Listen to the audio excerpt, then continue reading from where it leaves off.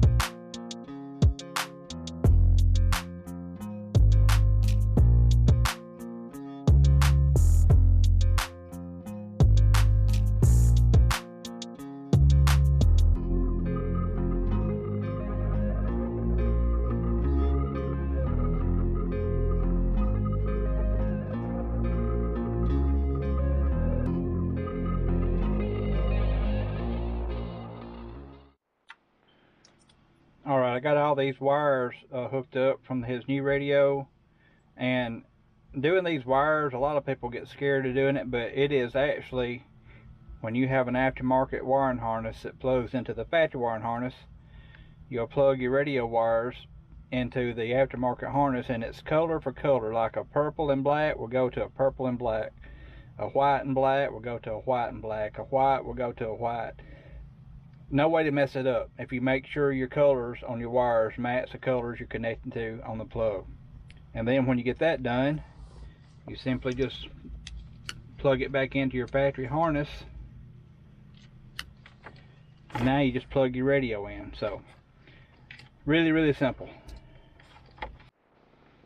Alright, now I've got his radio adapter, his chassis to his head unit goes in here. This is what will lock his radio into place. Takes a little fiddling with.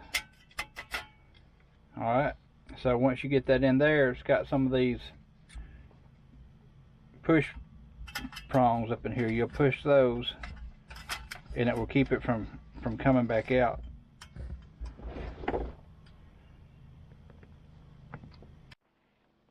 Alright, I got that good and tight. Now it's time to put in his new short chassis Pioneer head unit, and it should just click into place just like that, and it won't come back out. So all we like now is connecting his antenna,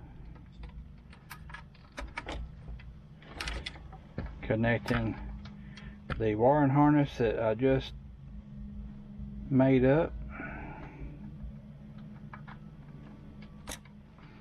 Good satisfying click. And before we button everything back up, it's always a good idea to turn the key on, make sure everything lights up and works.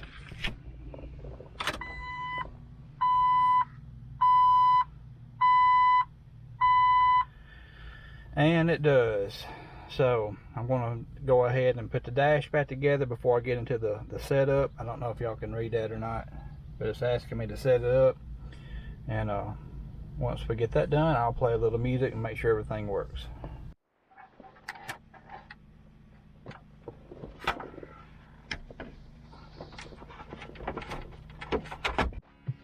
Alright guys, we got the radio installed, got some non-copyrighted music playing, and I have to say this thing sounds really good.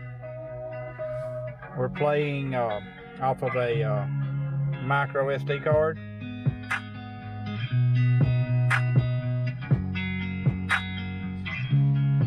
I know y'all won't be able to tell anything about that. We do not have a subwoofer in here at this moment, but most likely we will have one in later. We tend to do that to all of our vehicles. It adds such dynamic range to the sound. It adds a whole nother level of audio pleasure if you like listening to music.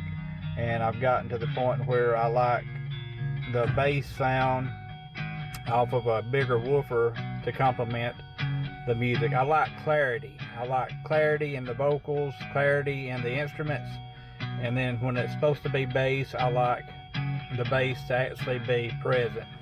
So I don't like bumping going down the road, but I like a good, pleasurable experience for the audio part of the vehicle. Anyway guys, that's going to wrap up this video. This is just a short video we putting in the radio, and it's super simple. Don't be afraid to do it.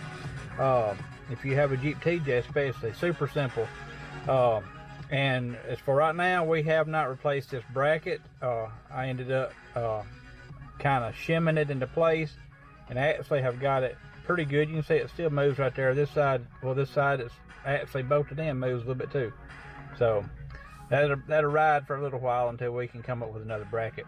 Thank y'all for stopping by today and watching the video. If you liked it in any way, leave a thumbs up, leave a comment, and we'll get back to you. Y'all come back next time, we'll see what we got going then. Alright, while we was in there wiring up that radio, I may say some rattle stoppers for his shackles.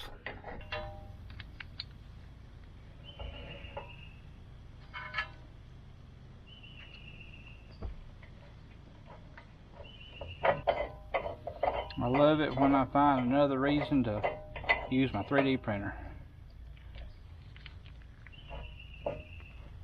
That won't rattle at all. That's perfect. Yeah.